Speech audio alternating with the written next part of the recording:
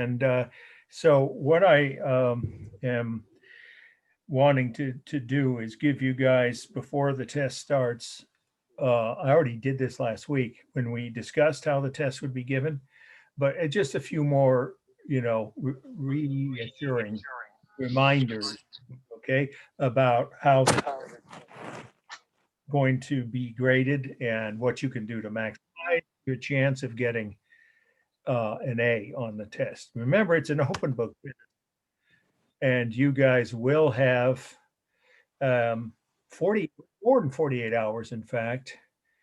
Um, hang on, we got a few more coming as I figured. Okay, here we go.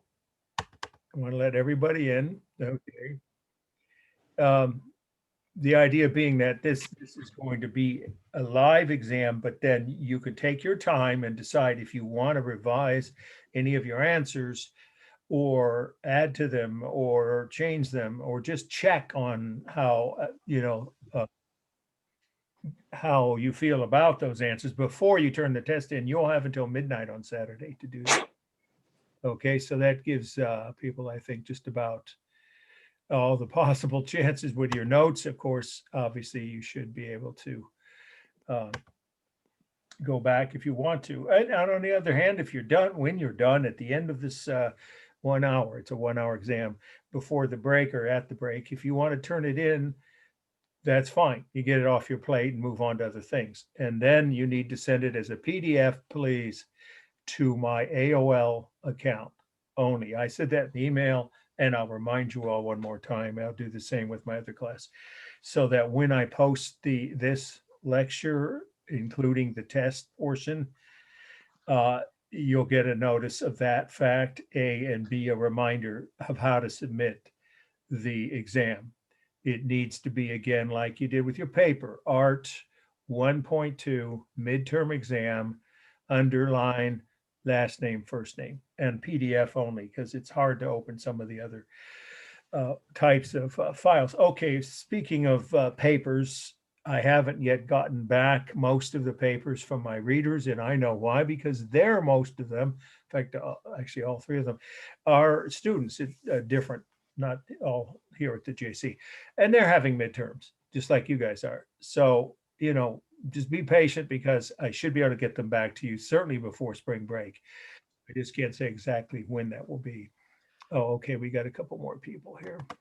If I may, I have just one question in regards to the short essay part of the exam. Yes, sure. In the instructions, it says about halfway through the paragraph, quote, create a Word doc for these answers and then number them, comma.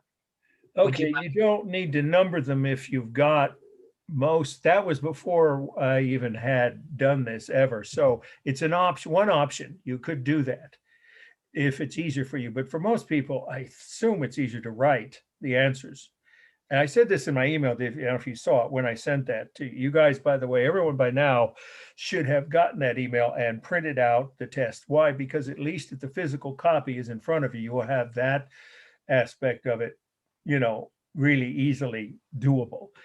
And if you print, please print as neatly as you can and not too small. Your typefaces, your hand printed letters need to be not tiny like some people's are.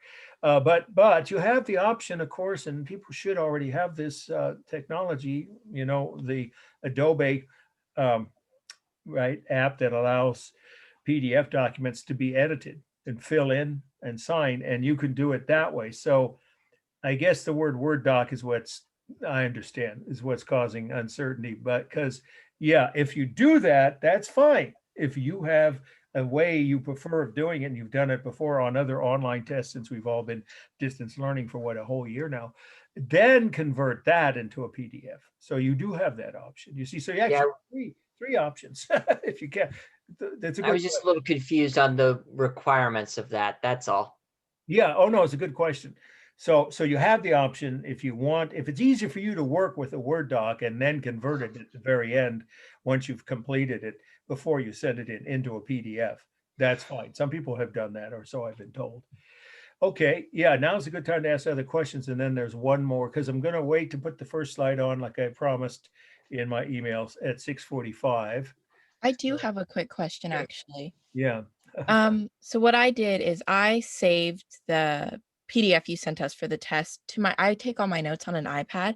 Can I fill the test out on my iPad? It would be like handwriting it, except slightly Yes, neater. that should work. From everything I've been told and ever has yet seen, I don't think that should cause a problem, as long as you will send it, of course, to me as a PDF to my AOL account. That should work. Yeah, that's what I was in essence saying with this other gentleman when he asked me just a moment ago, which is whatever format for you to actually take the test during this real time that we're, the slides will be on the screen, or later you decide to revise it, is your business. What I need to know from each of you, or need you to know, I'm sorry, is to send it, convert it if it isn't already a PDF format before you send it to me.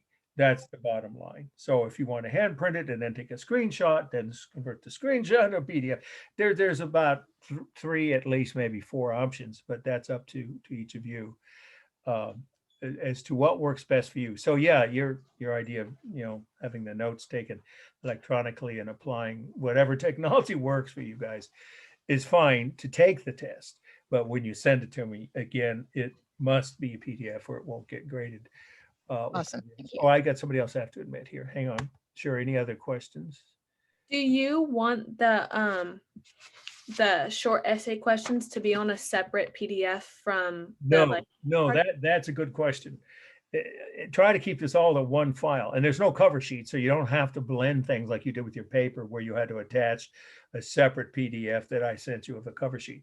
We are going to grade it with I figured this out with one of the most experienced reader I have. There will be a one-page summary saying how you did, and that is what I'm going to get back from the readers, and then I will keep those, and I will contact you and tell you how you did. And if you have any questions, you can then ask me, but I'll explain. If you got an A, you got an A. I mean, I'm not going to explain you missed 1 or 2 points. It's not worth all the time between back and forth between emails, 1 or 2 points. But if you got anything less than an A, I will tell you exactly what points you might have missed. And you'll know then, how you got the point total. And your grades are based on a straight percentage. Hang on. We got one more person there. Okay, I did want to mention the extra credit option that about half a dozen people, I'm pleased to say, have sent me. And I've actually heard from people who have nothing to do with the JC, who actually read the piece I had in the Monday Santa Rosa Press Democrat about the school name. I called it the school name blame game. That was just a play on words with the editor. Rarely do the editors keep a title that an author or writer gives them. Almost never, either for articles or books, in my experience. But this time the guy did, and he cut a few things out, but not much. So it is about 800 words, and you can all. Let me get this person in here. Welcome. We're just talking about the extra credit option. It's 5 points if you send me, either a screenshot or a link to the article, which I hope means you would have read it. But I'm not testing you on that. And if you by any chance know anyone who has a hard copy, I haven't yet found one, I'd like them for my files, and you care to mail them to me, then I will give you 10 points, twice what you get for just the digital link. Anyway, that's Monday's op-ed section of the Santa Rosa Press Democrat. The section that my article is in, because it's not just one page, it's called Close to Home, because I gave it a North Bay angle based on there being schools another person wants in up here that are named after Lincoln and other historic figures where there's some debate over whether they should have that honor. So anyway, if you have a chance to read it and then shoot me, evidence of that fact that you actually saw it and downloaded it, you get 5 points, and that's good until the end of the semester, because their archival files don't go away, at least not that fast. So even if it's a month from now, you could still do that. Okay, remember what's going to happen is you're going to have slides, just a quick summary here, that are going to be 2 minutes, more than enough time to identify the first 5 slides. And then hang on, I'm just giving myself a time, putting a timer right where I can see it. And then what you'll have is 5 minutes. That's plenty for the true false. And you can always go back to those. And then 15 minutes each for the 3-slide analysis. And I'll remind you at the start of that what the requirements are. There are 2 paragraphs, 6 sentences each. Let's when that's actually happening, when the first slide essay slide is on the screen, I will remind you. But the instructions say right there, of course, in the text that you all you know what the requirements are to get full points for each section. Now I'm going to give you guys a little extra bonus. Call it an early spring break, early Easter, whatever you want to call it, gift. It's optional, but you might choose, some of you, to stick around for 5 or 10 minutes at the end of the 3rd slide analysis or slide essay, because I will then put a slide on the screen that won't be from the syllabus, with no analysis, no dates, no facts that you have to memorize, just using your imagination. And I'll explain what the scene is. It's a real person in a real place. I'll tell you who the person is and where I was. I took the slide. And then you can choose, or if you want, 5 sentences about that scene, made up any aspect. And I can give you some suggestions, some ideas or suggestions on what you could write. If you give me a short little paragraph, you could get up to 5 points extra credit that way. And the same will happen on the final. I didn't tell you this in advance, but I decided to go ahead and do that. So now you've got multiple options for extra credit. Okay. So let's see. Yeah, I think we need to get started with the test here, unless there's one more person that needs to go in. Okay. So everybody should have your test sheet in front of you, or a digital version of it in front of you that you can fill in electronically. Okay.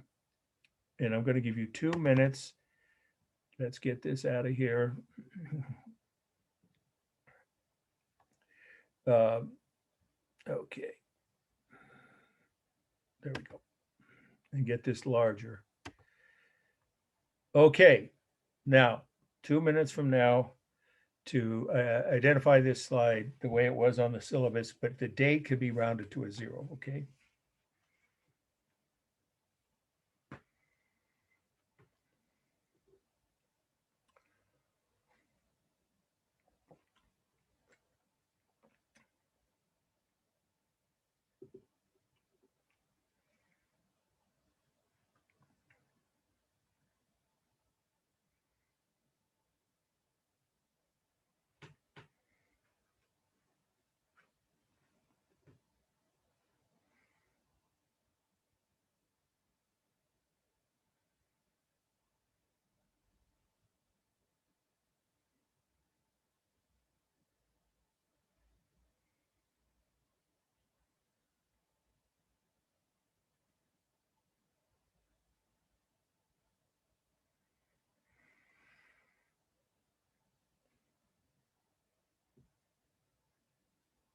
Okay, this will be slide identification number 2.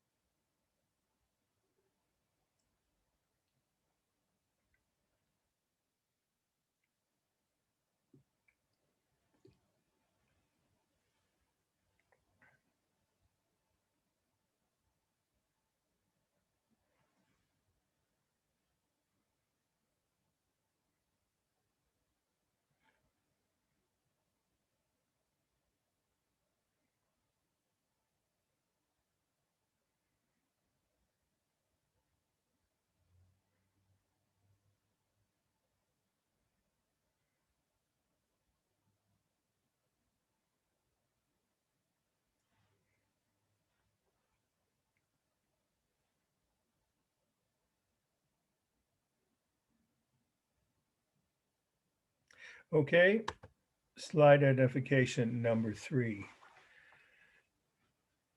I'll give you guys a little hint. You can spell the title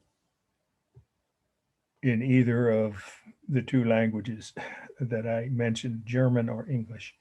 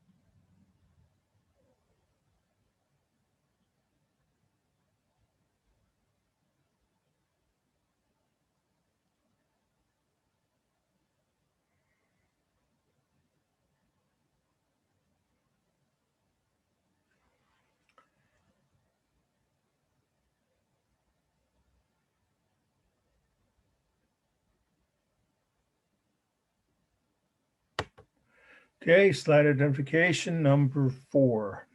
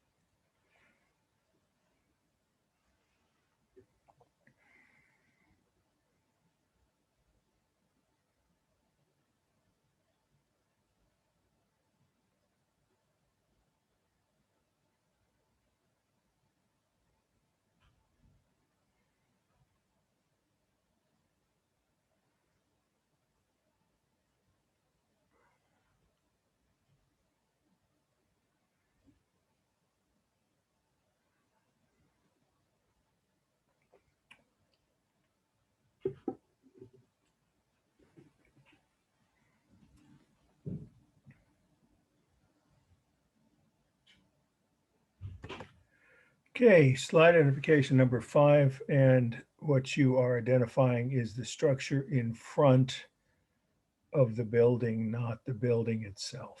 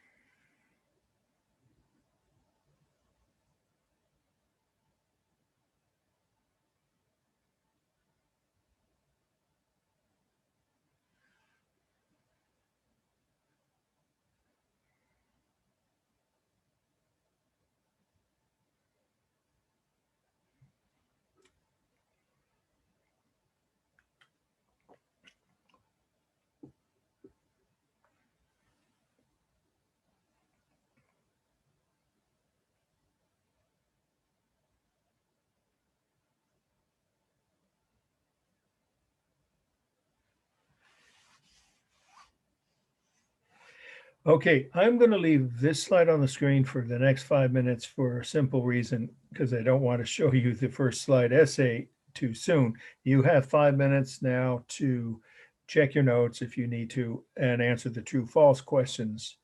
You can either write just the letters, capital letters, of course, T or F, or the full word true, false. There are 5 of them, so I'm giving you 5 minutes. And of course, you can go back to them. And then we will start with the slide essay question in just under 5 minutes, the first one. Okay.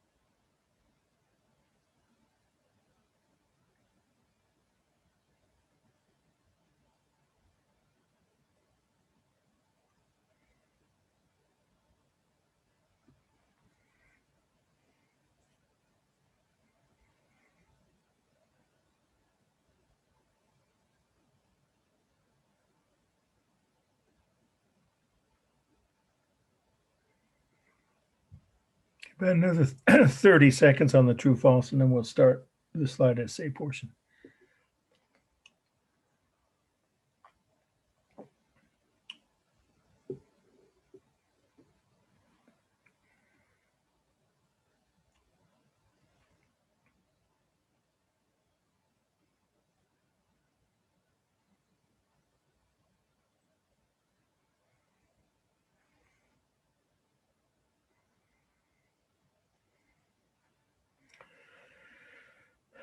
Okay.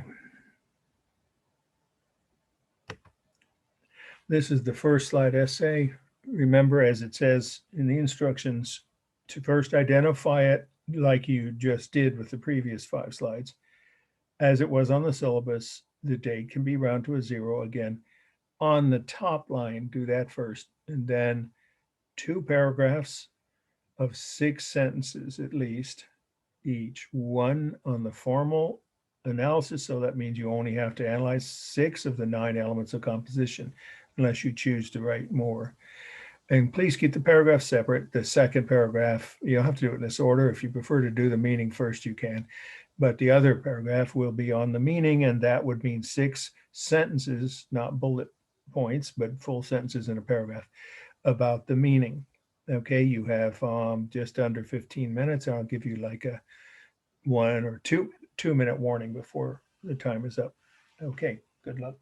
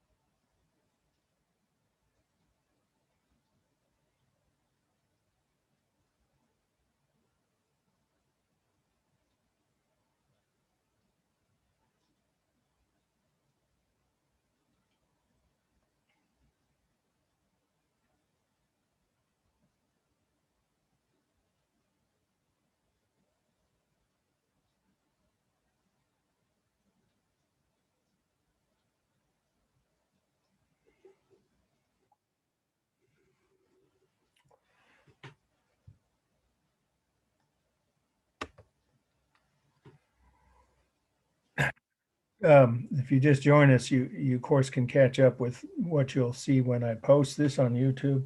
I want to keep this brief because everyone's focused on writing. This is the first slide analysis, slide essay. So if you want to go ahead and identify it and write as much as you can go back to it later. We're going to move on to the second slide in about 4 minutes.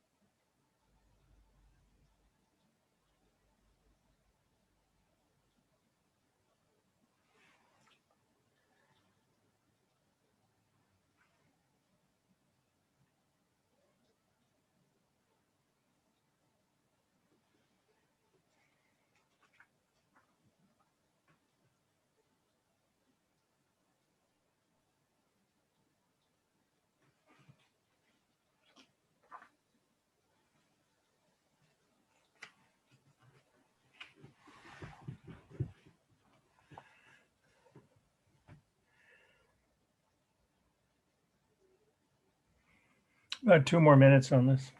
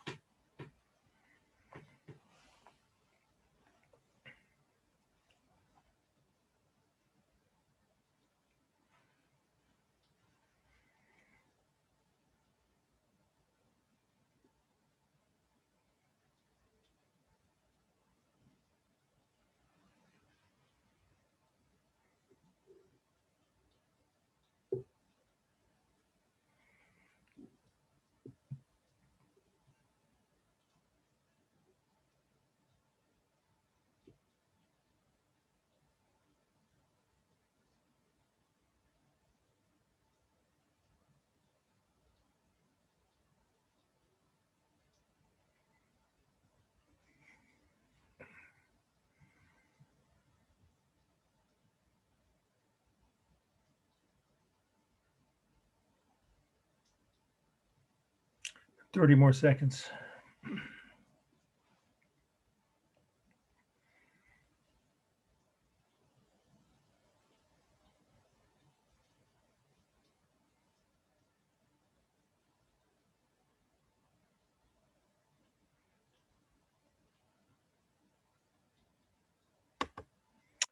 Okay, this is slide analysis number 2, the same requirements. You have 15 minutes.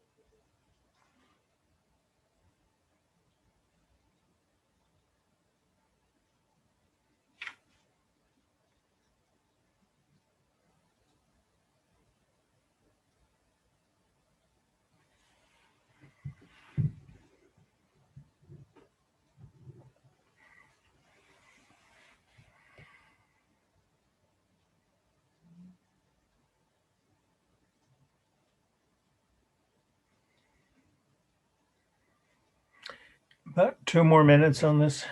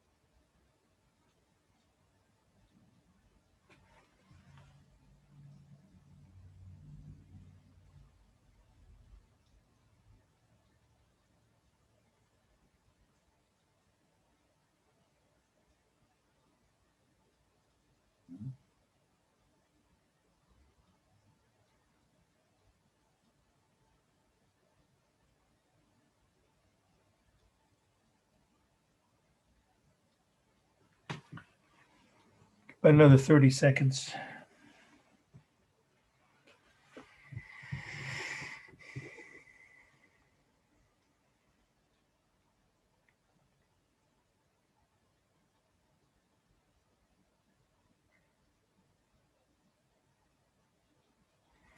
Okay, this is slide essay number 3.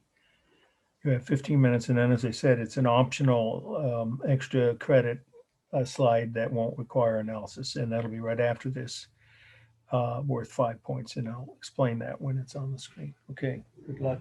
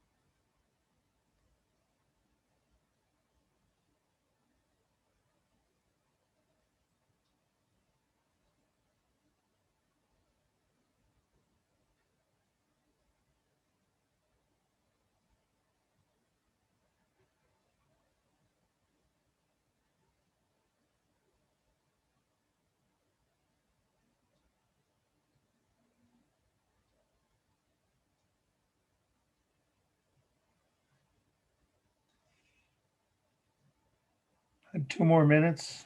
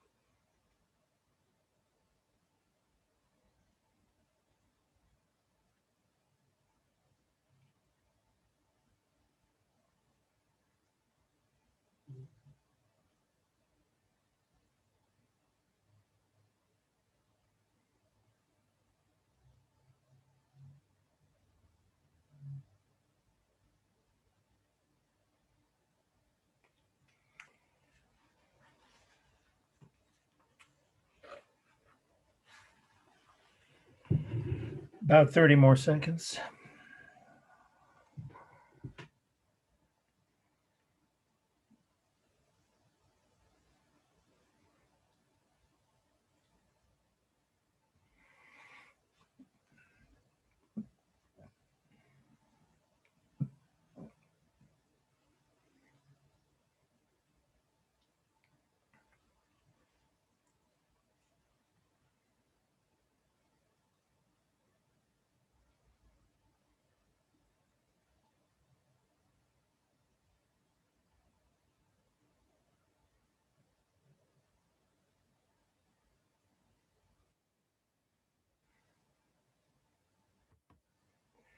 Okay, this is an optional extra credit slide.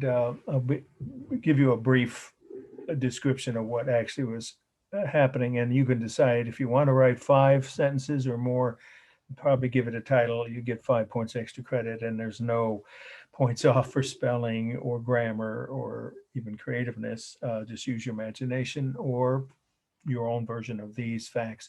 This is my daughter about 3 years ago. It's hard to believe, in Chicago at the Field Museum, which is the first museum in America to have displays of wildlife in, of course, glass cases. Obviously, the movie Night at the Museum was inspired by this museum, even though the one in New York is bigger and famous. Oh, sorry, somebody wants to admit. Yeah, so this is Elena. If you want to use her real name, you can make up the name. It's Elena. She's from Russia originally. I mentioned that too. We adopted her. This is her second trip to Chicago, and at this point, she decided to go for the Cara Delevingne look, I think she called it, where it's the unplucked eyebrows. And she's gesturing because she did not understand why they had to kill the entire family. You see that here. Here's the I believe that's, yeah, the Papa reindeer, or, buck, whatever the right word is. And then these are babies. And then that's, I think, the mother. And so she was saying why, she was just gesturing, and I wanted to get a slide literally to use in this context. I knew I'd be showing extra credit slides, and I've used it a few times since. So you could make up any facts you want, but the actual, again, location, Chicago, and the field, just like it sounds, Museum of Anthropology is the setting.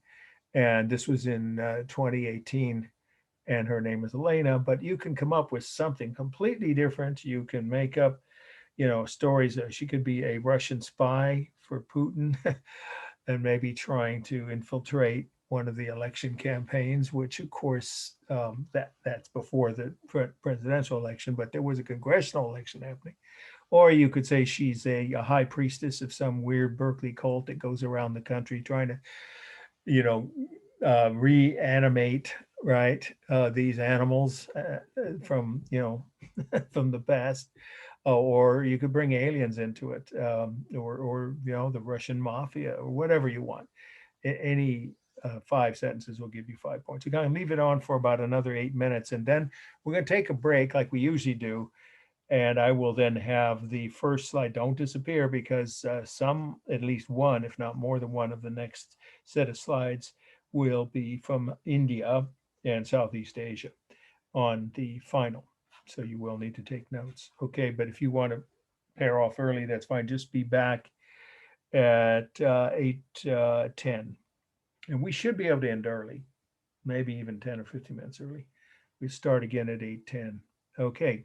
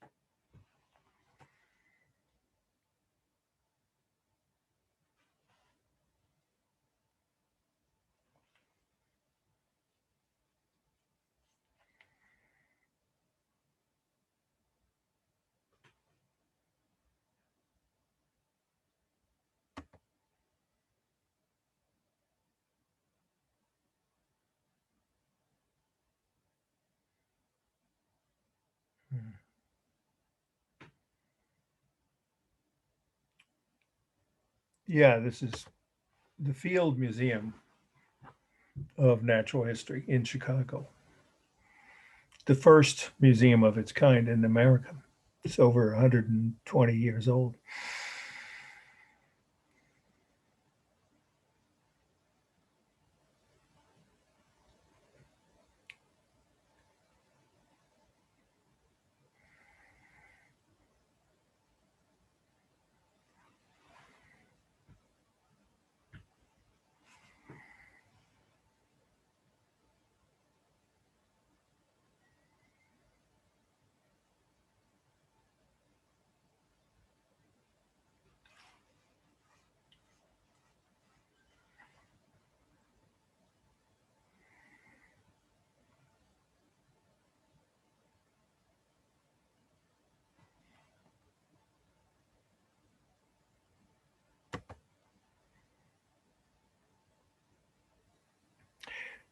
Yeah, this is the Field Museum, Field.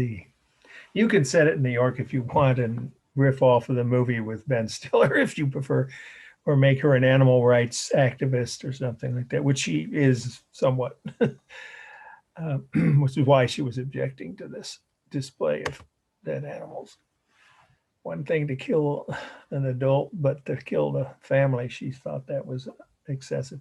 But then what would you do with the babies if the parents had been shot and removed from the baby? So I guess that's the quandary. 100 years ago, though, people didn't think about that, of course. That's how old these exhibits are. They're about that old, about from the 1920s or 30s. Every species, every major large mammal species is on display. It's a huge section of this museum, along with mummies and Roman relics. It's a really major museum, one of the largest in America. If you go to Chicago, you ought to go there and take a look around. When we do this, do we just write a meaning or do we like Yeah, write a poem yeah, and that's post it. Yeah, 5 sentences, short story. Use the facts they gave you, or make up your own. Create. Got it. Yeah, that's what you'll get credit for. Now, in 3 minutes, I'm going to pause the recording, and I'm going to, so that I don't have to fumble around while you wait at the end of the break, I'm going to pull up the first slide from the second half on South Asian art from the files. So I'll hit stop share. So I'm giving you 3 more minutes on this, but you can go back to it if you want. Of course, it'll be part of the video posted on YouTube after 7 p.m. or so on Thursday through Saturday evening.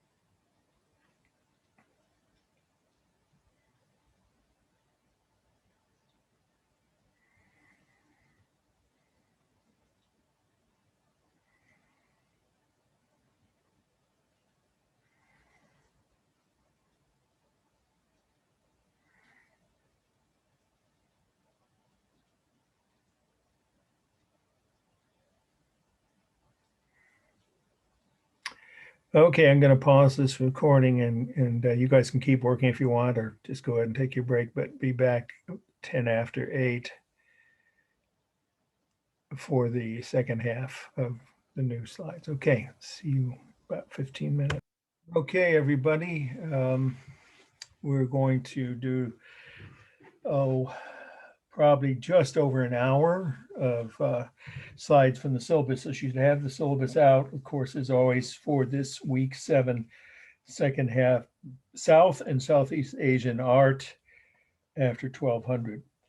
We're going to talk a little bit about 2 of the world's major religions, and I will give you a 1-sentence definition of each. That's kind of a simplistic way, but it's important to have some idea of the overall concepts behind Buddhism and Hinduism to understand the meaning of these works of art. So we're going to spend some time, not a long time, but more than a minute or 2 after I give you the definitions, explaining a little bit. But first, this is not a must know, it's just a context As always, I like to give you a little background before we start the actual notes and the must-know slides. This is, of course, you can see obviously a map of South and Southeast Asia. India, as many of you know, is the second most populous country in the world, but it's gaining to the point where in about 10 years, it'll surpass China as the most populous country in the world. There are about nearly 1.4 billion people in India, but the country has only 1/3 the land area of the United States, and we have 1/4 the population. So you don't have to be a math whiz, but if you don't want to do the math in your head, I'll just tell you that means that India is 12 times more crowded per square mile than the US. It is one of the most crowded major countries on earth. China, right next to it, of course, has about the same number of people, a little bit over 1.4 billion, and it's as large as the US, which means it has 3 times as much land area. So it's pretty crowded too, but not as crowded as India. And then we're going to talk about Burma. And I'm going to go ahead and tell you right now, I'm going to keep saying Burma. And there's a reason. What's happening there now, if you don't know about it, you should check out the news. It's rather disheartening. The military dictatorship took over again, and they've already killed dozens of their own people. They're using live ammunition in the streets. The protests against the removal of the democratic government are not dwindling at all, but it's hard to say, who knows what'll happen. Anyway, the military dictatorship is the one that changed the name of the country to Myanmar in an effort after 50 years of controlling the country by military dictatorship to divert people's, the UN and world, organizations' attention from their, oppressive and abusive regime. And then that name kind of got adopted by the media. So you see how it's in parentheses. So in my syllabus, I put both names, but I prefer not to play their game and call it Burma. But in any case, either one will do. You'll see that when we get to the one slide from Burma. And then, of course, the rest of Southeast Asia includes Thailand, Laos, Cambodia, and Vietnam. I've been to Vietnam, but we aren't going to see slides of Vietnam. I wish we had time to see some of my own. It's a very rich and historic culture and very beautiful landscape and the historic buildings and the older cities. But that isn't one of the countries that we cover here. But we are going to, I think it's the last slide we're going to see is from Indonesia, which is the largest population Muslim majority, as they say, or Muslim dominated country in the world, and the 4th most populous country on earth with over 250 million people. Okay, so let's move to our first must know. Now you should start taking notes. Okay, this is outer, the word outer, Gopura. That'll be our first definition. I'll spell that word. Second word, Gopura, of Meenakshi Temple. That's Minaksi, Meenakshi. Outer Gopura of Meenakshi Temple is the title. Location, India. And we have a range. If you prefer to write 1300s, that wouldn't be correct. It would be 1200s to the 1600s. But this is the shortest way to write it, and it's what Stockstead has. In other words, it took several centuries to complete this complex. So don't worry about the little C. I've said that before. Any date where there's a little C in front of it, you can ignore that letter. That just is a symbol for about or around. We don't know the exact years, but around 13th to 17th centuries. Okay, let's start with the definition. It's not a long definition.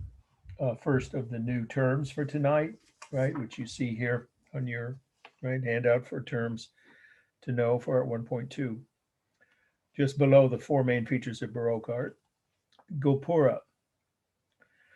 Okay, it's a tall, tapering tower. There's your alliteration for tonight. Tall, tapering tower above the entrance gateway to a Hindu temple complex, period.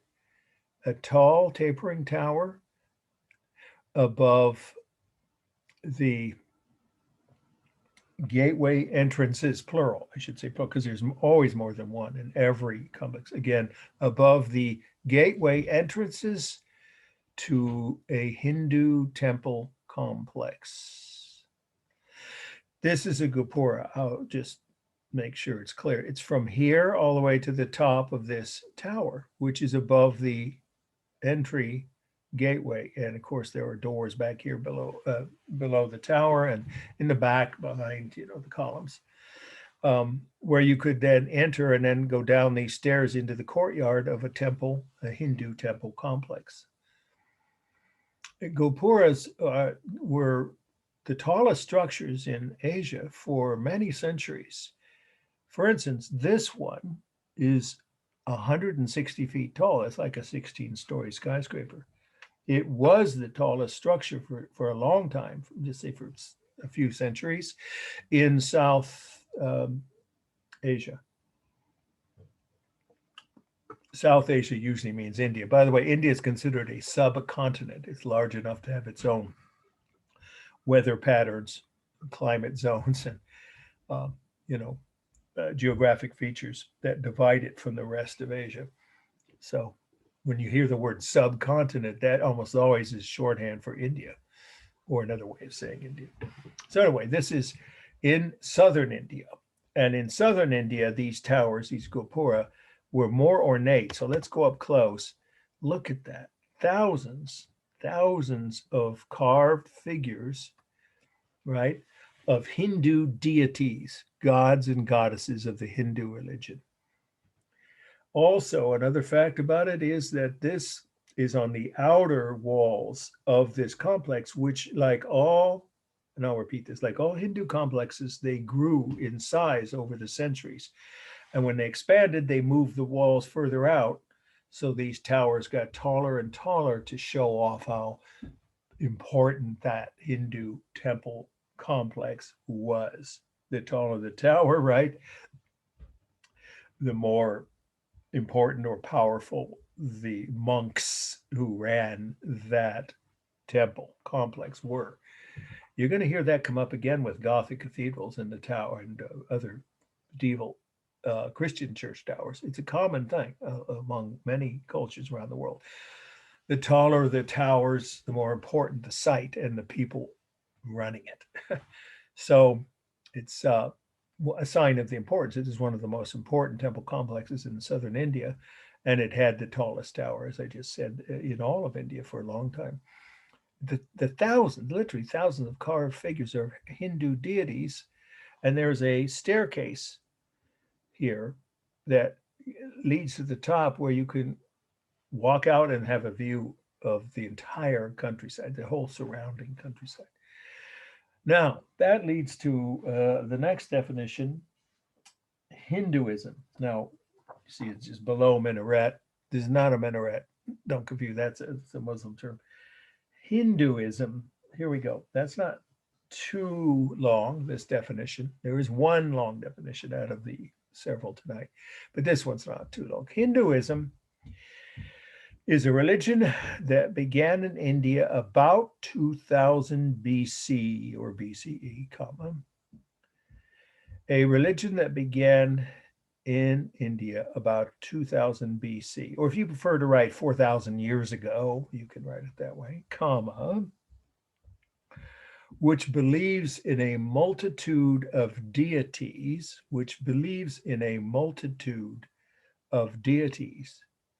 that can change themselves from a spiritual form into a physical body form, period. Which believes in a multitude of deities that can change themselves from a spiritual form into a physical body form, meaning they can come down to earth and be physically present among people. That's true of a lot of world religions. The belief that the gods and goddesses of many religions teach that can go back and forth among humans when they choose to, but most of the time, or a lot of the time, they're wherever in the spiritual plane, whether that's Mount Olympus for the ancient Greeks, the Elysian fields for the Romans, heaven for Christians, what have you. Obviously, there are variations on these same concepts around the world. But anyway, so everybody got that definition? We need to repeat that.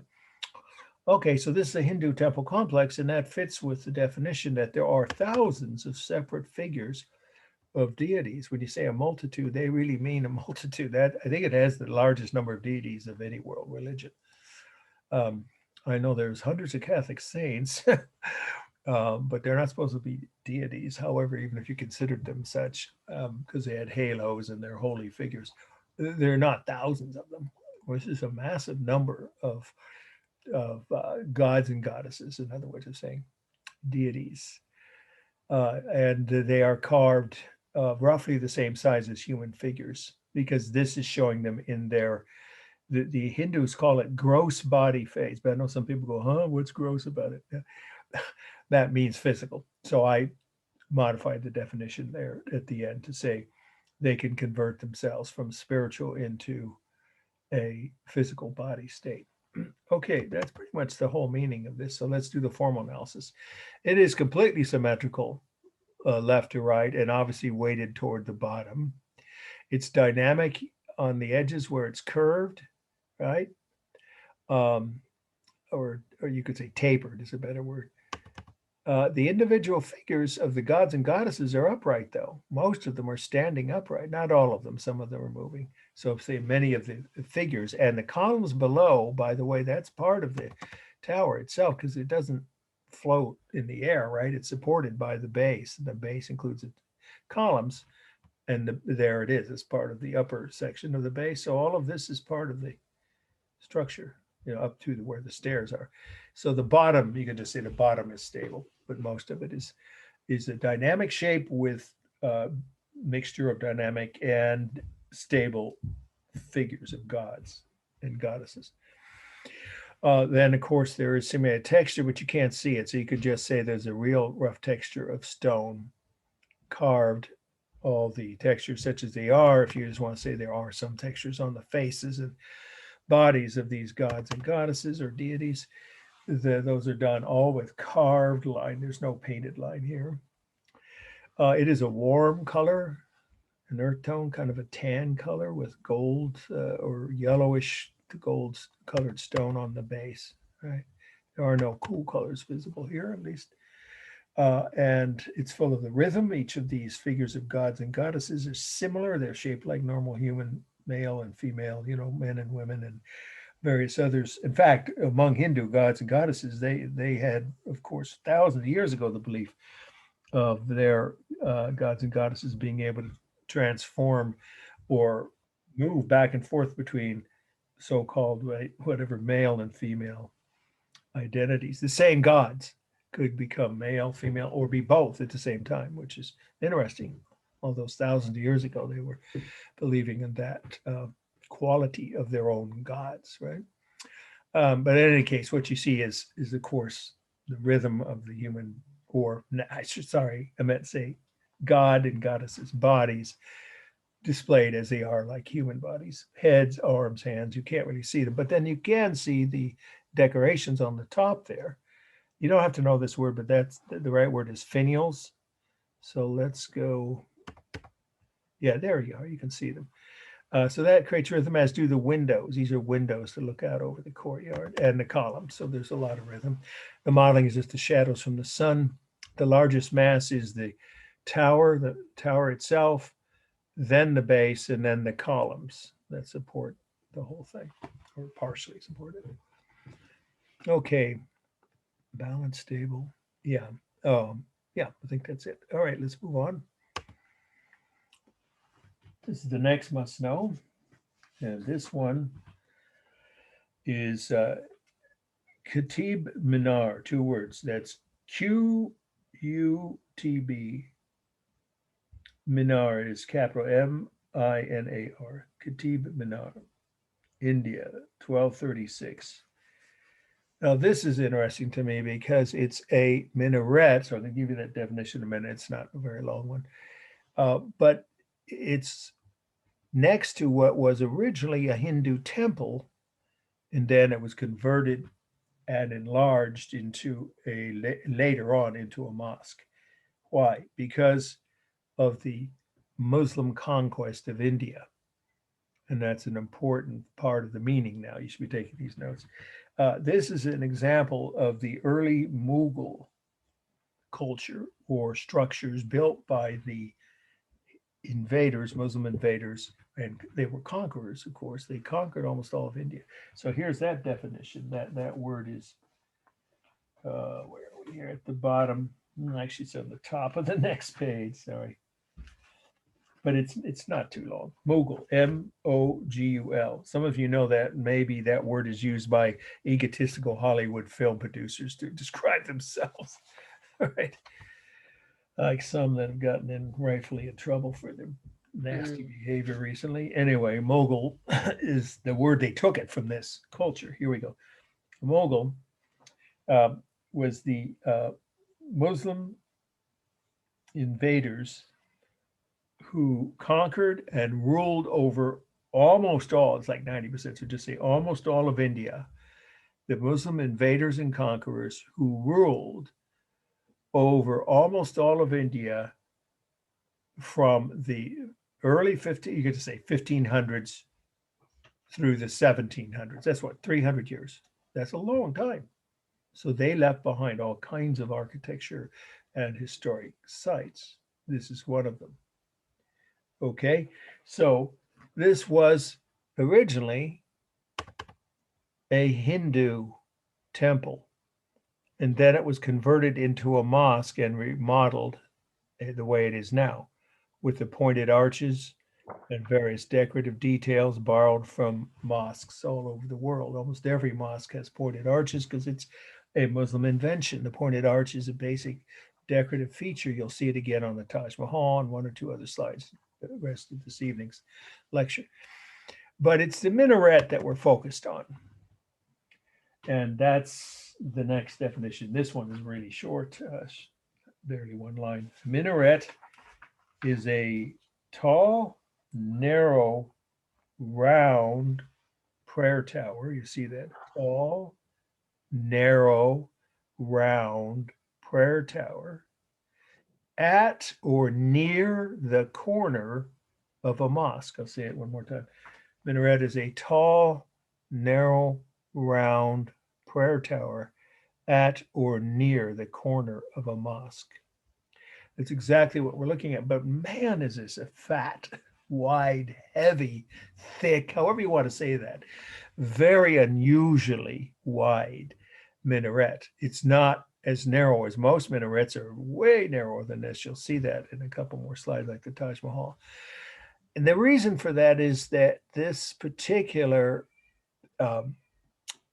ruler, the Mughal, who ruled over India when this Hindu temple was converted into a mosque, and then the minaret was added. That wasn't there, of course. It's only the Muslims that use that minarets. He wanted to show off the power and wealth of his kingdom. So it's very wide and thick, the walls are, and it has these 5 balconies. Almost all of the older minarets do, but it's taller than most. It's 240 feet tall. Look at that. Nearly, to say near, it's like 237, but that's close enough. Nearly 240 feet tall. So what would you expect that the imam, right? The imam, I think you all know that word. In a mosque, every mosque has an imam, just like the priest in a Catholic church and ministers in a Protestant church. So the imam, the head, right? Like a priest. I-M, A-M, if you want to write it the way it's spelled.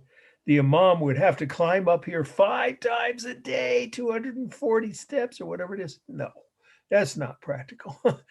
So they would have called the prayer from one of the lower balconies. But when it's a regular mosque that's maybe less than half, at most 100 feet tall, yes, the imam was expected, or at least to hire someone, to go to the top balcony and call prayer. That's why they're called prayer towers, singing the prayer out to the faithful. If you've never heard that sound, sometime when you're in your life, if you travel to Muslim countries. I've been to half a dozen.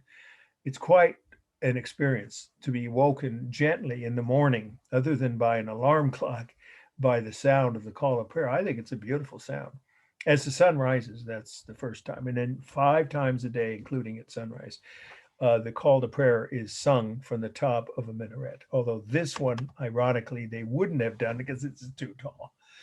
The Mughal that built this wasn't concerned about, having prayers sung from the top of the tower. He was just showing off his wealth and his power. Okay, that's pretty much the whole meaning of this. It's sandstone, by the way, which is a very common earth tone, color of sand, which you see a lot of in India, as well as in, of course, Egypt. Okay, so let's do a formal analysis. It is balanced, as you can see, I think left to right, but clearly weighted toward the bottom. Many minarets are wider at the bottom, but not all of them. Some of them are just tall and narrow, the whole length the same width. But this one clearly gets wider, and so therefore it's unbalanced toward the bottom. The rhythm is obvious with the ridges in the stonework, right? And each of the balconies. We're just talking about this structure now. You don't have to describe that one if it's on the exam. Okay, and then we have it's stable and dynamic, like most towers. I mean, it's tall and upright, and that's the overall structure itself is stable, but the shape, obviously, and the balconies, the outer walls and the balconies are dynamic. And then we have the color. It's totally warm. That's added later. That's some kind of an exterior decorative feature or something. The white stone originally would all have been this color of sandstone. And then we have the largest mass. It's the bottom of the 5 levels. The lowest level is the widest and heaviest, and it looks like the tallest. So that's obviously the largest mass, and then the second level. Then the third would be the middle level, actually, because of 5 different sections, right? Let's see. There's no modeling. There's just shadows in the sun. For space, I just mentioned it's hollow because there is a staircase here.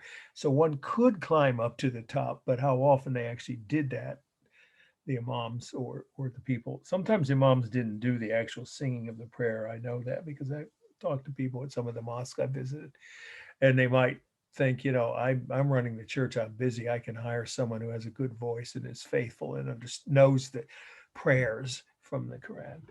But anyway, whoever might have once or twice gone up there, perhaps every week or so, it's hollow and there were stairs inside.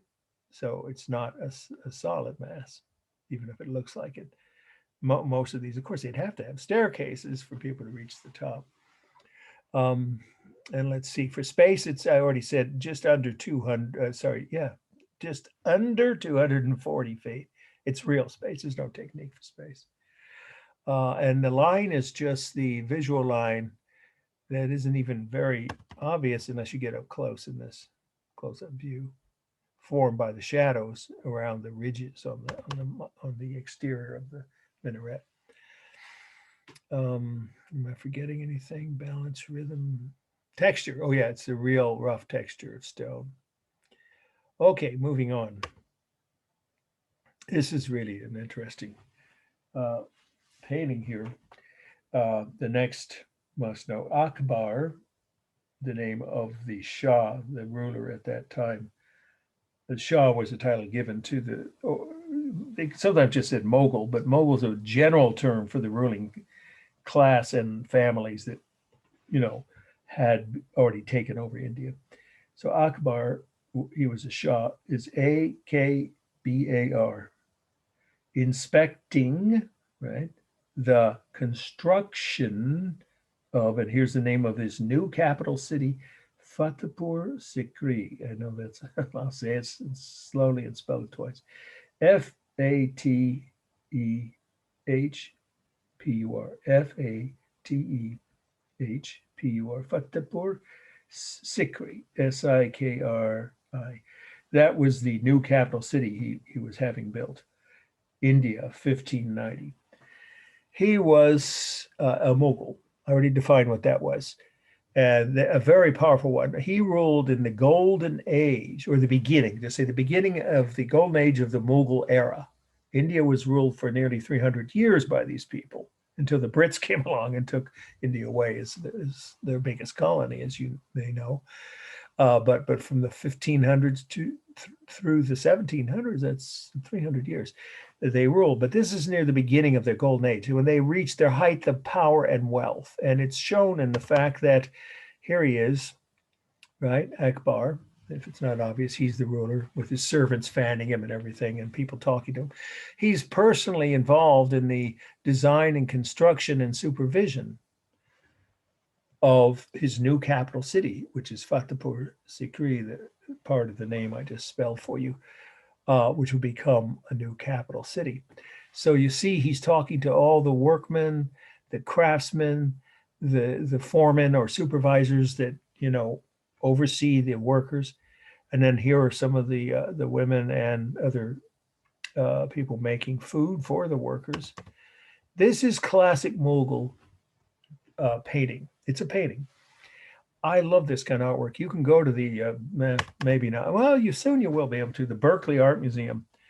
It's actually or the Asian Art Museum in San Francisco. There's another one, and see at least couple of rooms of paintings like this. These are hundreds of years old. They are very fine. Look at the lines around them. We'll talk about the form elements in just a moment. The quality of the craftsmanship to create these images of all these dozens of human figures. Sometimes there are hundreds in one painting. The colors is another thing. The deep saturated colors, because of course they didn't have oil paint. I'm not sure what kind of paint they use. It might even be ink. It could be ink. But in any case, there's definitely a quality of refinement, you could say, or very delicate details, another way to say it, to Mughal painting.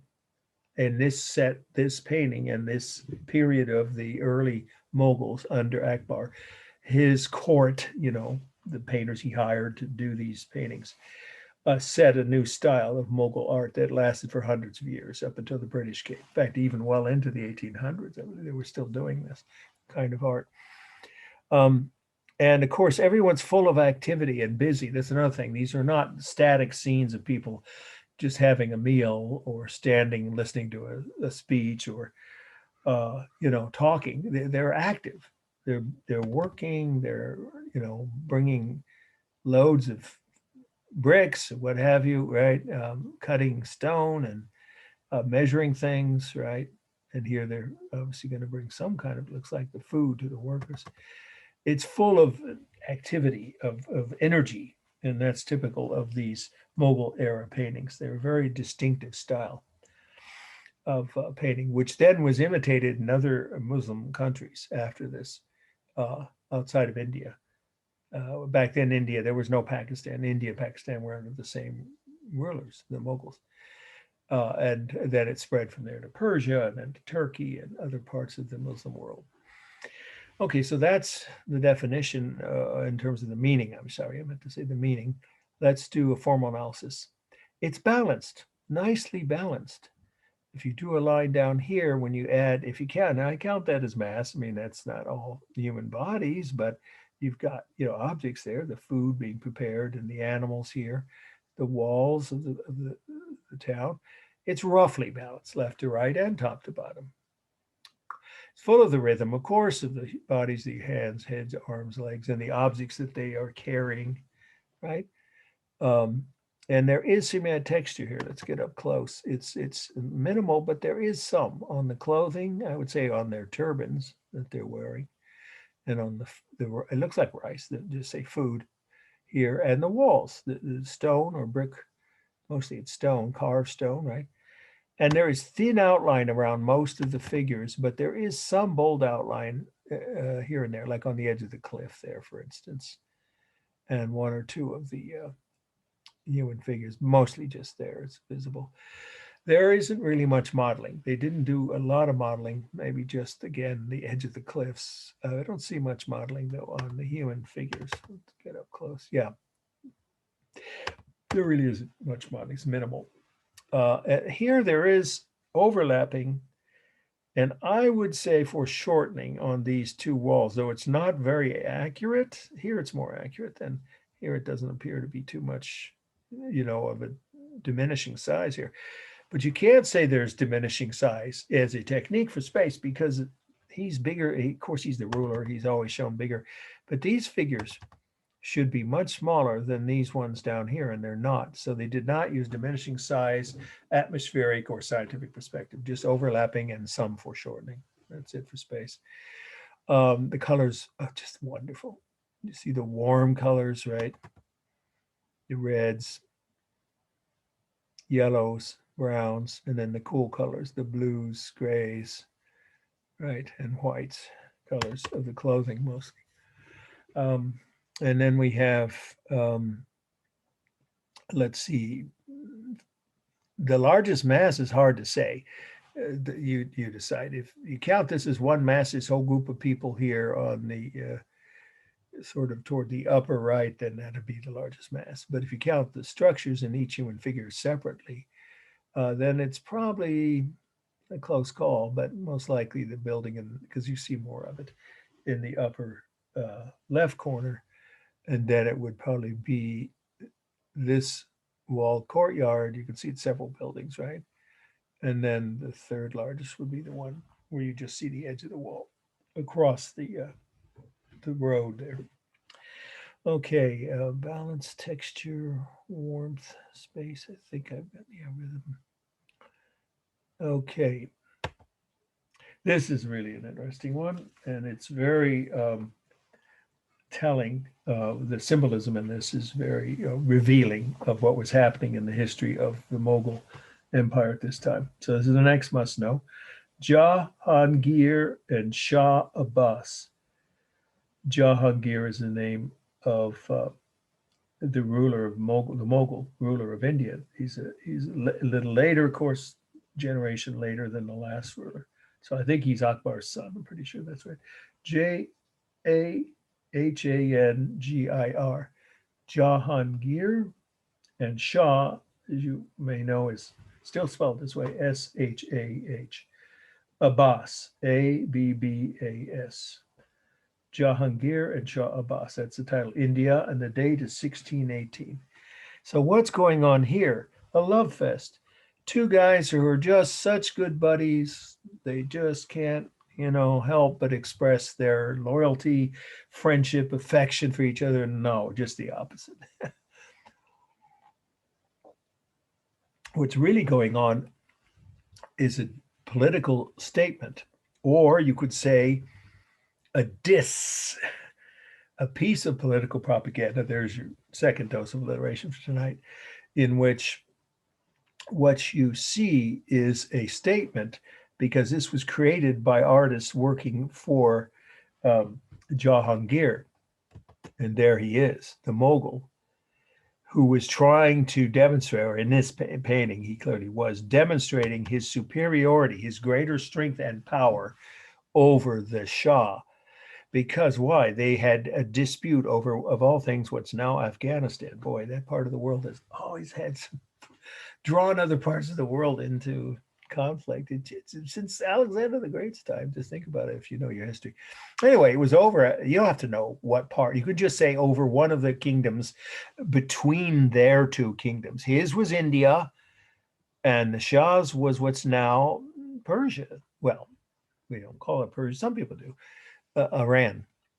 So the Shah ruled over what wasn't a small kingdom. It was pretty powerful and quite wealthy. That far back, it really was. But India was bigger and wealthier and more powerful. So this guy is the stronger of the two. That's why here are the symbols that verify that. He's the dominant figure, and he is, telling, and almost like he's whispering in his ears, don't you dare try and, incur, invade, or, come into my territory. I'll crush you if you do. That's almost what you can almost hear that being said. But of course, it's being disguised as a show of brotherly love. So why do we know this? Well, we know the history, but the painting tells us the symbols. First of all, he's larger. He's taller and just wider, heavier, bigger, And second, he's the one who is embracing the weaker ruler, the Shah of Iran at this point, Shah Abbas. Plus, Jahangir has a halo. His head is the one that's creating the halo, which is a universal, apparently, symbol of holiness, making him, like chosen by Allah, which, as you know, is the right Muslim word for God. You could say by God or by Allah, to be the more powerful person and to dominate over his neighbor, the Shah. But if that's not enough, look at what's going on down here. A map of their two kingdoms, well, outline map, is not really a detailed map.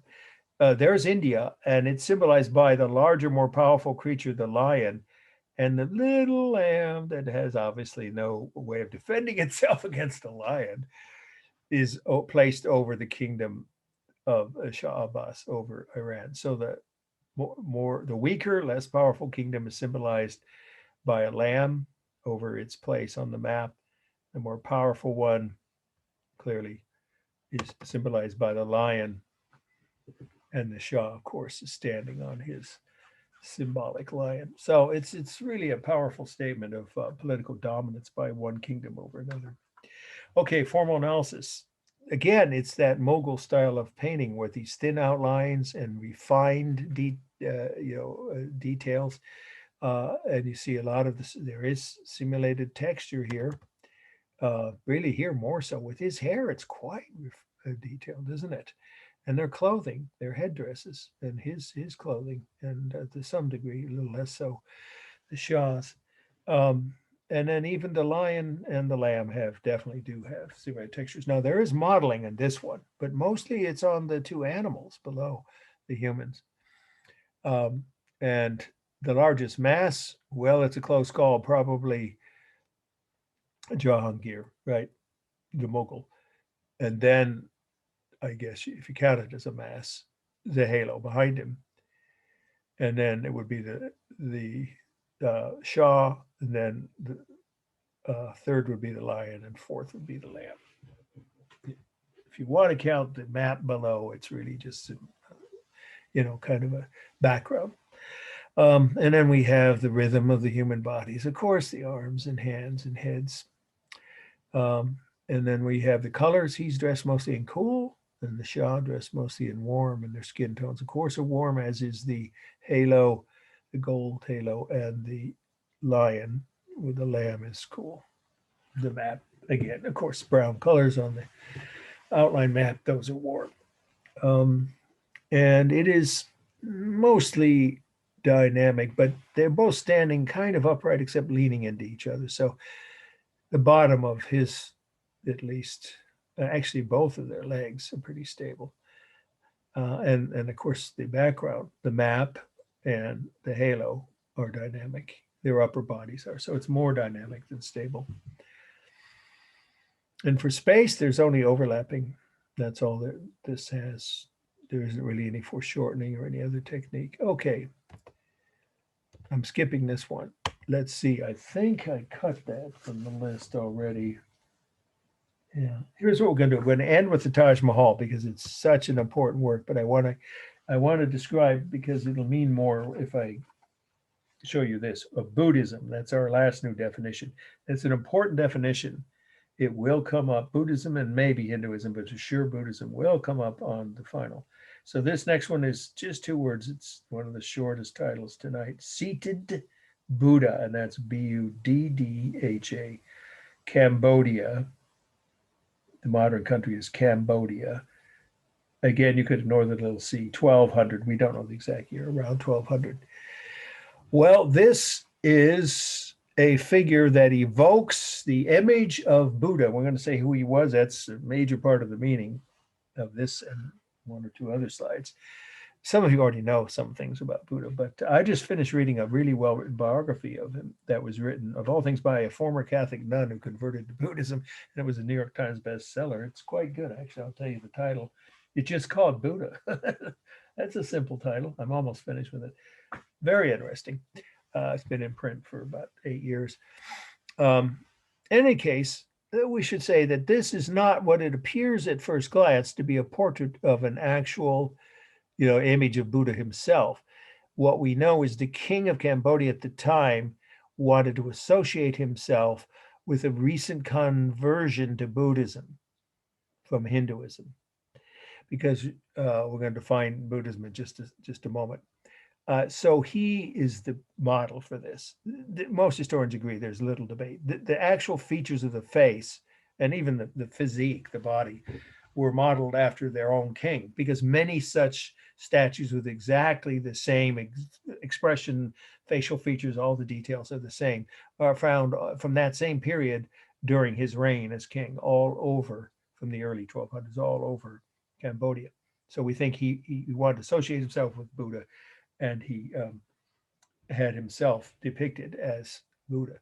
Now, it looks like there's one chat. Let's see what that is. Oh, okay. Repeat which part, if you're still listening. Was I think I'm going to give you the definition of Buddhism now, and that I will say slowly and repeat it. Okay, so Buddhism, here we go, is a religion that began in India about 500 BC or BCE. Now, sorry, this is the one long definition for tonight. There's no way to, I'm shortening it already, but you can't shorten it too much. It'll make no sense. So I will say it slowly and repeat it slowly.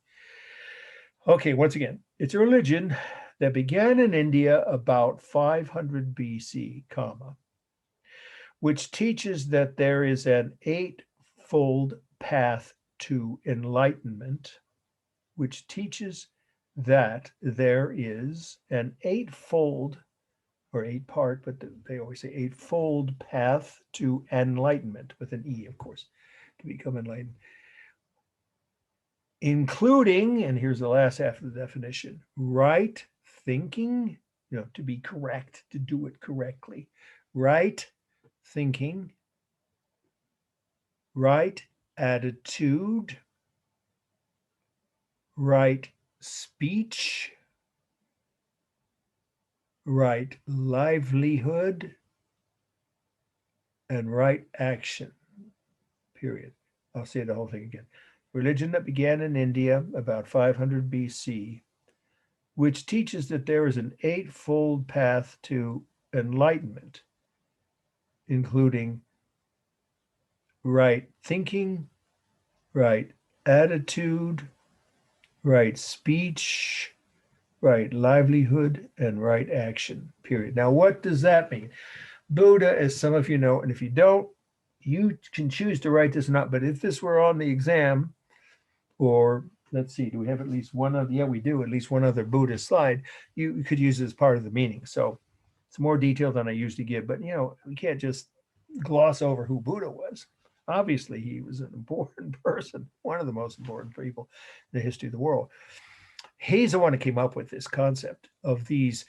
The other three are more kind of meditative, but those are the things that he told people they should do correctly throughout their life, meaning do no harm in your actions, your thoughts, your livelihood, whatever you do, to make a living. You should not harm other people ever, A, and B, you should always avoid desire, because desire was the root of all suffering among humans. And of course, if you think about it, that's a very accurate concept.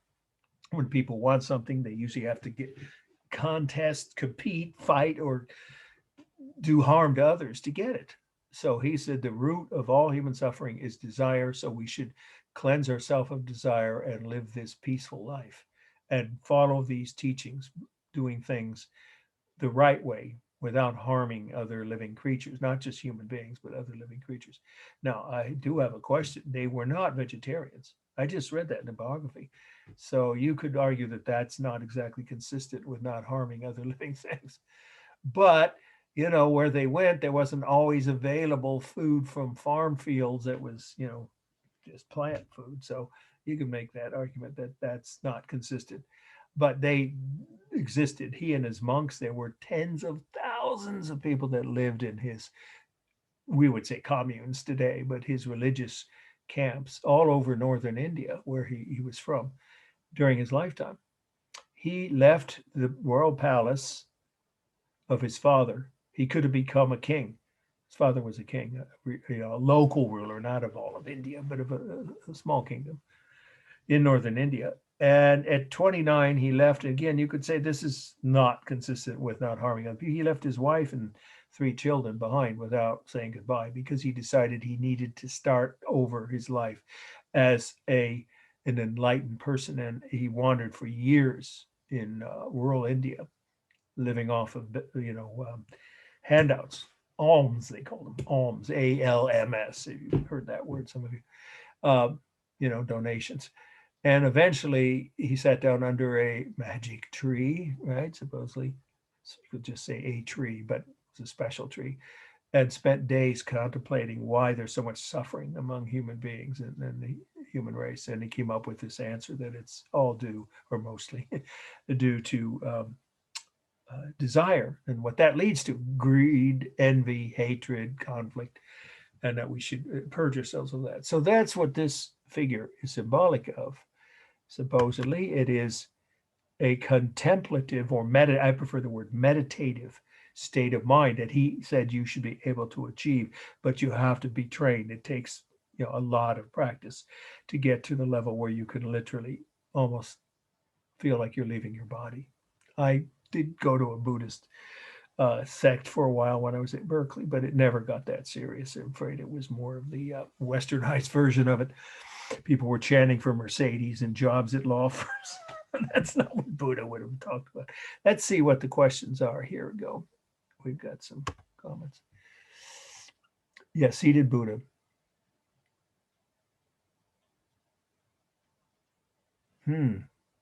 I didn't shift from the Taj Mahal. I didn't even talk about the Taj Mahal, so I'm not sure. I don't understand your question. We never talked about the Taj Mahal. We'll get to the Taj Mahal. Okay, so this, again, is a portrait of a king of Cambodia who ruled that kingdom after it converted to Buddhism, because it had been a Hindu. The people there had been Hindus. He converted to Buddhism, I believe it was himself as well as his family. And he wanted to be portrayed as being like Buddha. So he showed himself in the lotus, everyone knows that word, right? LOTUS, lotus position, sitting cross-legged, which is, of course, one of the main concepts of Buddhist meditation, that you sit peacefully with your legs crossed and close your eyes, and you meditate, and you get further and further into your spirit, your core of yourself, and less distracted by the real world. You meditate. But it's more than that. That's just sort of the simple way of putting it. That's more than enough for the meaning of this. Again, remember, this is an actual portrait of the current king at that time in Cambodia, even though he's dressed like Buddha would have been, which is minimally. He's only wearing a loincloth here. Buddha actually wore robes, but he's only got a loincloth, and then he's got his eyes closed. Buddha's always shown this way. So it is similar to the actual portrait you could see of Buddha. His eyes are closed. He has distended earlobes, Buddha supposedly did, and a top knot. His hair is pulled back in a top knot. Supposedly Buddha always appeared like this. There are images of Buddha from when he was alive that we think we have a rough idea of what he looked like. So this guy's emulating that, this king, to try and appear similar to what he thinks Buddha would have looked like. Okay, formal analysis.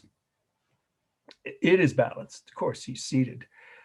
You could make the case it's weighted more toward the bottom, but his legs are crossed. So if you think of it that way, it's like all human bodies. Of course, the arms are missing, and they were originally on the statue. Obviously, they were broken off. So originally, even though now it's even because both arms are missing equally at the armpit, right? So even with the broken arms, it's balanced, left to right and top to bottom, roughly. Although the head is narrow here, if you draw the line around the waist, you've got a human figure that is roughly the same height from the waist to the top of the head, and from the waist to the feet, to the bottom of the feet. The rhythm is obvious. Here, there only are the legs and feet and the face, of course, the eyes and the ears and the lips. repeated shapes. And the cement texture is excellent on it's a smooth stone. It's made of sandstone. So that's a real texture, but it also has the cement texture of the hair, the earlobes, the face, the toes. All of that's done with carved line. There's no modeling. This is a shadow from a museum, exhibit in a museum. So there was no technique for modeling. For space, it's a life-size image of an adult man who, when he stood up, would have been about 6 feet tall. So there really is no techniques for space. It's a real three-dimensional object. And the color is cool, a kind of grayish white color. The rhythm, balance, dynamic, yeah. Oh, it's a single mass. There's no larger, smaller masses. This is not a must know. I had it on the list for a couple of semesters, but I figured, for one thing, it's near the end of the evening. And the other is you've already heard the details about Buddha that you should have in your notes of who he was and his features. This is an exaggerated version of a standing Buddha where he has animal body parts. The head of, you have to write this, it's not on the syllabus. The head of an elephant, the trunk of an elephant, fingers like lotus leaves, and legs like banana stalks. It's really interesting. They're tying him in. The artist who created this and many other artists did the same. The version of Buddha exaggerates his features, especially on his limbs, his arms and legs, to make him more connected to the natural world, which he was. He believed you shouldn't harm even insects, and so if you could avoid it, right, and or any other living creature if you could help it, except for absolute necessity to survive, of course, but not out of cruelty or greed or carelessness or thoughtlessness. So you see here a version of Buddha standing, which is another way you often see Buddha depicted in different cultures in Asia. Okay, but that's not a must know. This is, and this is directly relevant to what's happening in, I'm going to call it Burma, like I said a few minutes ago, but I put the other name of the country in parentheses. Here we go. The next must know. Shwedagon, that's SHWEDAGON,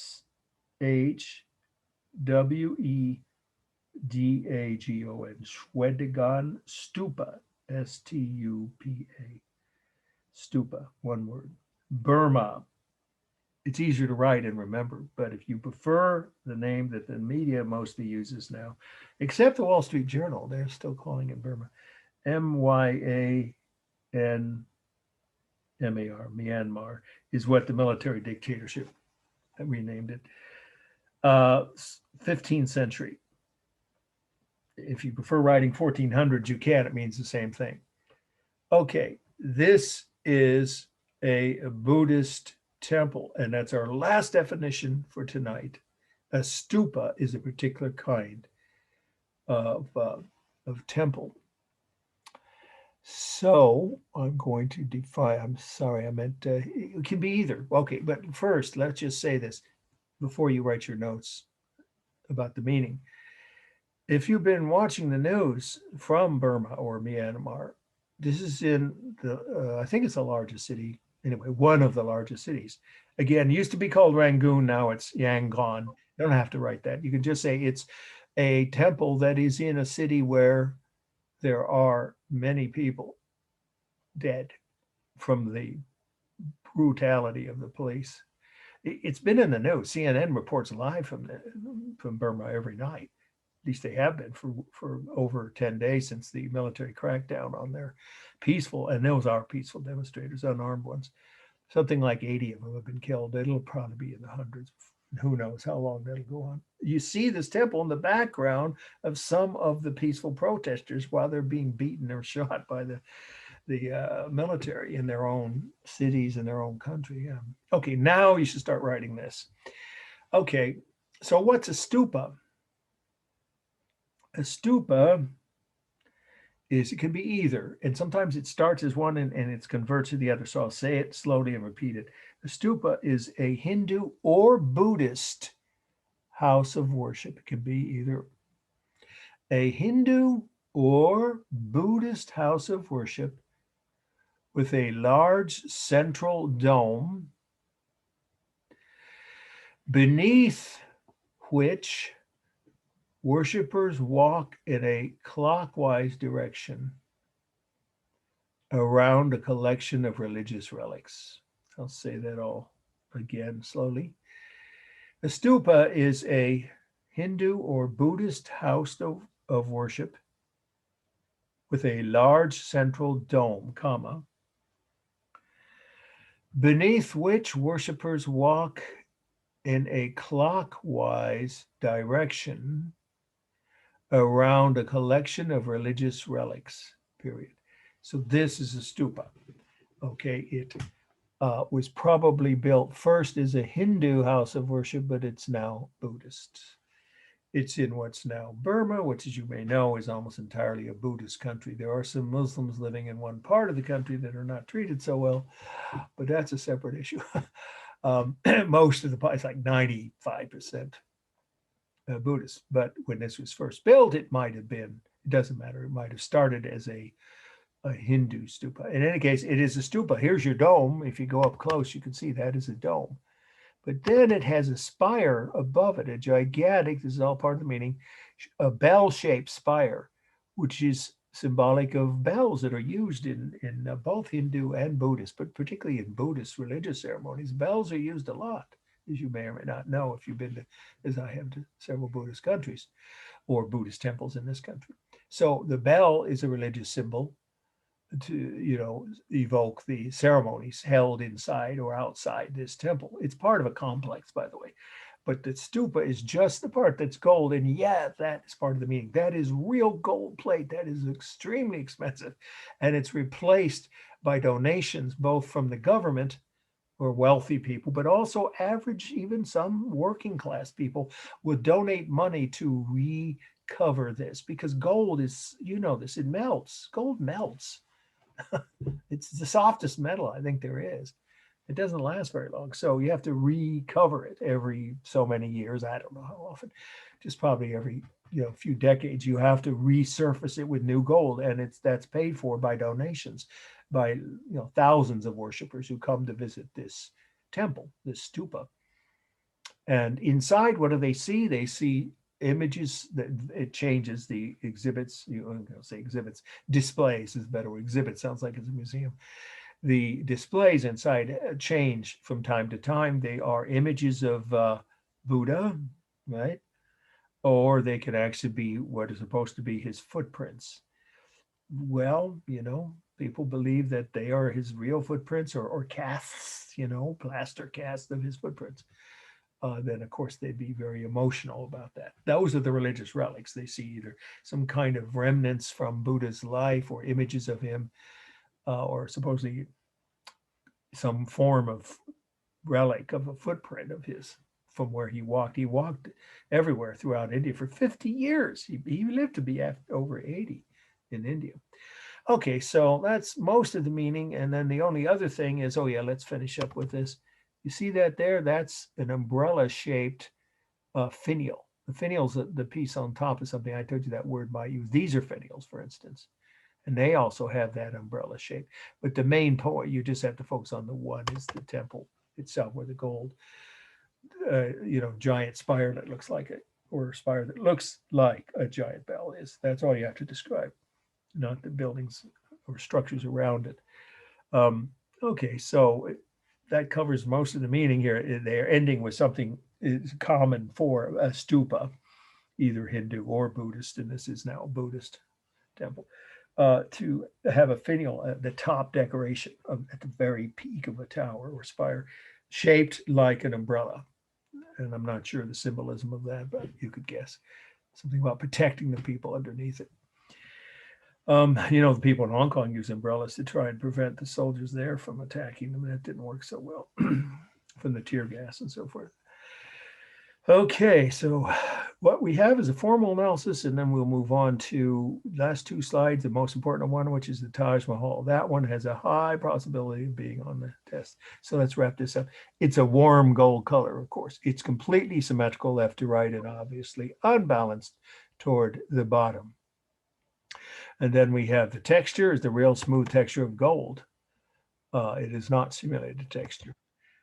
It is dynamic. The only things stable are the edges of the lower wall. That's actually almost the base of it. So you could say the base or the lower wall area.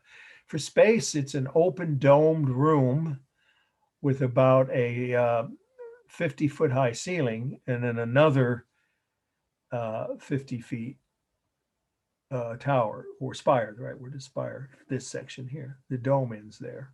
So the tower above it, altogether, it reaches nearly 100 feet to the top. That's real space, of course. It's dynamic. Oh, I already said that. Yeah, there's no modeling here, and there are only visual lines created by the shadows of the sun. So there's no technique for modeling. It's just the natural shadows, of course, and that's called visual line on a building. You see it only at the edges here, not really anywhere else along the base. Yeah. Okay, and the largest mass would be the base. Then I guess it would be the spire, and then the dome, because the dome is just this. If you count it, it's just the section above the edges, the sharp edges there. Okay, I think that's it on this one. This one won't take too long because I want to end with the Taj Mahal and not rush through that one. This is the Kudus, Kudus Minaret Mosque, Indonesia, 1549. Indonesia, 1549. So Indonesia, I already said, I'll repeat it, is the most populous Muslim country in the world, the fourth most populous country on earth after the US. And this is what's left of a much older mosque, or shortly after Indonesia was converted by, again, invaders to Islam. I think it had been Buddhist before, pretty sure, to just say it's converted in the 1500s. By the time this tower, which is a mosque minaret, but now it's just a clock tower. It's not used to call prayer anymore because a new mosque was built next to it, replacing an older one that would be as old as this tower. So this has an unusual shape. Here it's not tall, narrow, and round. It's an exception to that rule. What you see here is a square, heavy prayer tower. It was used for centuries for prayer, but in the last few decades, it probably hasn't been. The clock is much more recent. That's 20th century, but the rest of it is from the 1500s, when Indonesia, shortly after Indonesia converted to Islam, and mosques were built all over. You know, it's an archipelago, right? It's hundreds, if not thousands of islands. Indonesia, right? It's scattered all over the southwestern Pacific Ocean, right? It's an island nation, multiple islands. Okay, and this, of course, oh, it's not obvious. These decorations are Chinese porcelain, probably imported from China to add decorative detail. Okay, that's the whole meaning of this, because we want to get to Taj Mahal. This is balanced left to right, and I would say top to bottom, because see how wide the roof is? It's about the same width as the base. Maybe not quite. So you could say it's slightly weighted toward the bottom. And then if you talk about mass, you did say the base is slightly larger. And then the upper level, if you want to count just the roof or the whole upper level where it flares outward.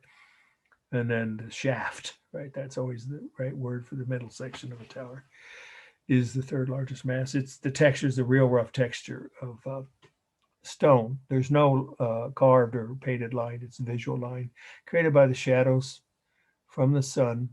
It's mostly stable. Look carefully, mostly stable. Only some slight flaring out of the edges here and here make it somewhat dynamic. For space, it's about 60 feet tall. It's a real three-dimensional object. There's no techniques for space. Yeah, and it's roughly balanced left to right. Okay, let's go back to the Taj Mahal. It's so important. You really want to take thorough notes on this. Taj Mahal, 2 words. I think everyone knows how to spell that, right? Taj Mahal. Agra, India. There's more than one Taj Mahal, from what I've been told, in India. I haven't been to India, so if anybody wants to add anything to that.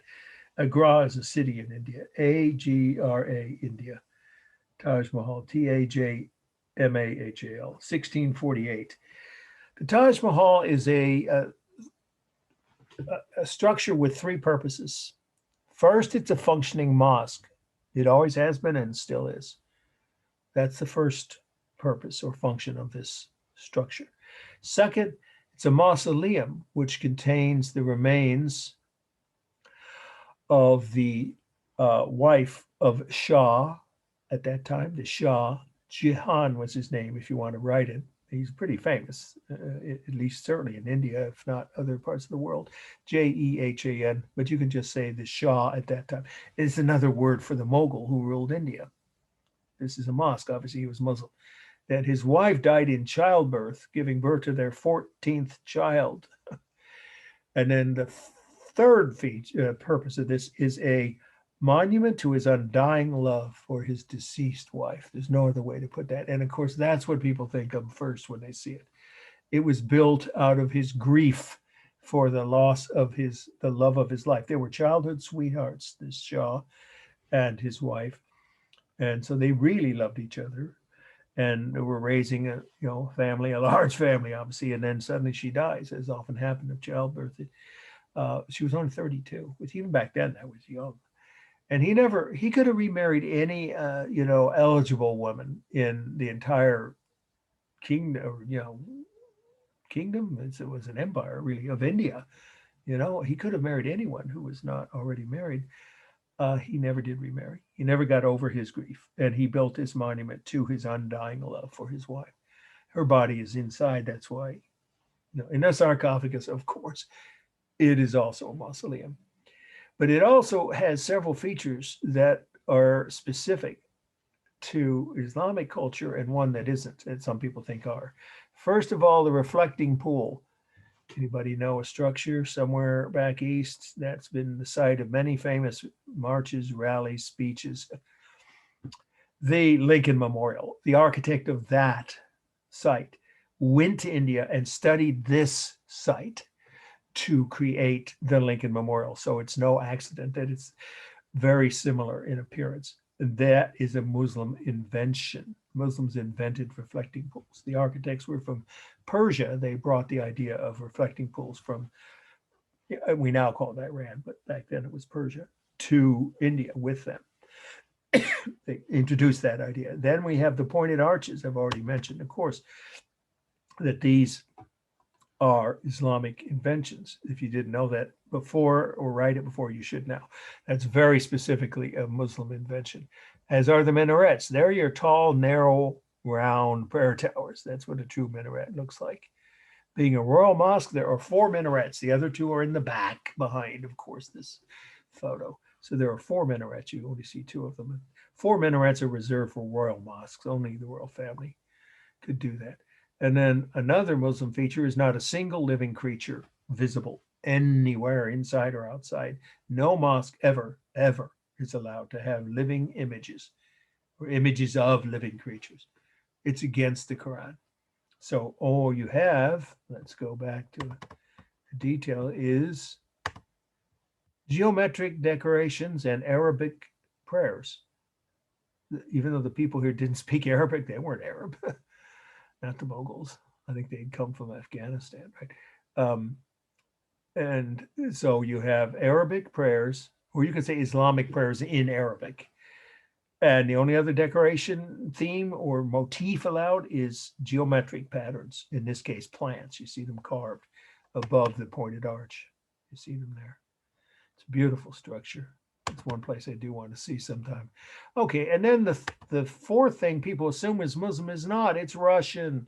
Onion domes were invented in Russia. I've been all over Russia, and they are over 1,200 years old in Russia. They go back to the 700s and 800s.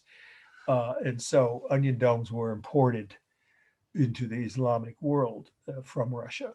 And they had to become associated with so much so with Islamic architecture that people assume they're an Islamic invention. They're not.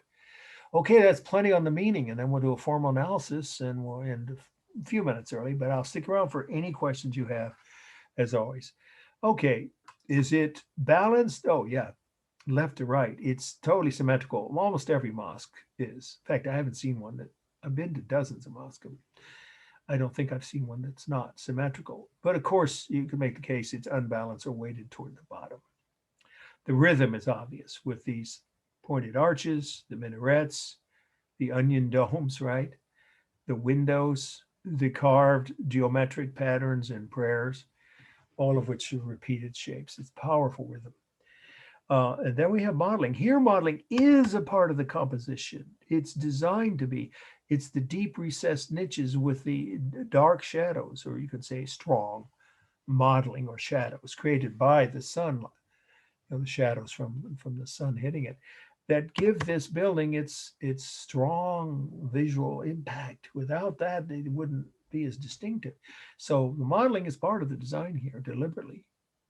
Deep, really recessed niches are meant to capture shadows, of course, and evoke the image of contrast with the walls, which of course are a cool white color, and it is the real smooth texture of marble here. Okay, for space, you have a 30-foot high base and about 150 feet, 120 feet from the top of the base to the spire here. Or finial, that's actually a finial. Go up close and you can see that. So that's 150 feet total. The base is about 30 feet. The structure is about 120 to the top of the finial. And therefore the total height of this structure is about 150 feet. So it's one large open domed room. But of course the dome room itself is 120 feet. The base is not part of the dome. So what's the largest mass? That's hard to say, but I'd say it's the base. The base is so wide. And then the main dome, and then the entryway here in that order. Let's see, dynamic, yes, on the pointed arches, the domes, and even the round shape of the minarets, but they're tall and narrow and upright. The base is completely stable. The walls are stable, so it's both. Okay. And let's see, am I missing anything? I think that's it. I think we covered everything. Yeah. Okay. Well, thank you guys for your patience and all during the exam. And hopefully you guys know you don't have to stress out if you're not sure if you joined us late or you don't know if you got the right answer. You can go back starting Thursday night after, let's say 8 to be safe, because sometimes it takes about an hour for the videos to post, depending on how busy YouTube is. By 7, I post them, but for them to appear. So anytime after 8 on Thursday through midnight on Saturday, you can check your answers or just go back and replay the whole lecture, or at least the test part on YouTube. It'll say, week 7, midterm and art of South Asia under art 1.2. Okay, anybody have any questions about any of the slides we just covered or anything about the test I didn't already answer before? I have Yeah. 2 questions, Sure, go ahead. unrelated to art specifically, but I am a bit curious about this. Sure. If my memory serves me right, Burma used to be comprised of what is today Myanmar and Thailand, right? Or am I misremembering? Good question. I don't think so. Here's why. I know I've heard, where did I hear that from? Somewhere else. Thailand has been a strong independent kingdom with their own government going back many centuries. Unless you're talking about maybe 1,000 years ago, it could be back that far back. But Thailand prides itself. I have friends from Thailand, and I have many friends who've been to Thailand. I haven't been to the country of Thailand, to be honest. But there's quite a long history, and the only time they were occupied by any outside force was the Japanese invasion. And the Oh yeah, now I remember. It was called Siam, SAIM, I think. Yeah, that was the other name for Thailand. Yeah, that was the historic name for Thailand. Some people still call it that in Asia too. And the second thing, the stupa, with the golden dome. Oh yeah, the one in Rangoon, or Yangon as it's called now. Yeah. When you mentioned the clockwise rotation of people around religious objects, Right. my mind actually went to Mecca with Islam. Yeah. Because in Mecca, you also have It is. It's true. I've not to Mecca, but I've been to ceremonies inside mosque where you're asked to get, yeah, and, depending on the religious event or the imam's, instructions. So you've done that. You said your mom went? no, that's just no, Oh, that's where my mind went. Is yeah, yeah. It's very similar. You're right. There's a similarity in that ceremonial, but there is a lot of similarities, between world religions, more so than people sometimes realize. But that's a good point. Yeah, yeah, there is a lot of similarity in that, except that they don't believe in any relics from Muhammad or any images of him. As I mentioned, no living creature can be depicted inside or outside of a mosque. That's in the Quran. Yeah. But anyway, good points. Okay. Any other questions from anybody about either the last few slides or something about the test I didn't already answer? Because I think I did, and you have plenty of time. And don't forget, we have one more week of classes, and then we have spring break, don't we? Yeah, right. So it's coming up soon. I am going to try and get all the papers back to people before spring break, but I can't be sure I'll have them all before the next class. I'll send you an email about that.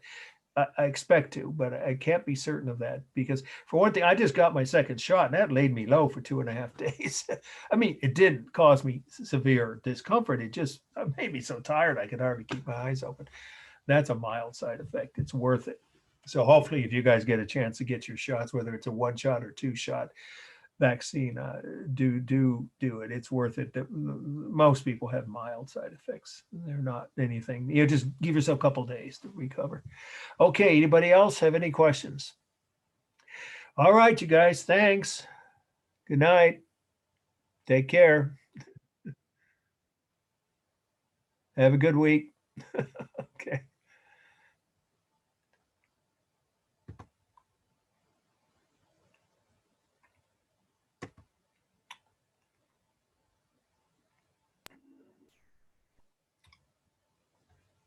All right.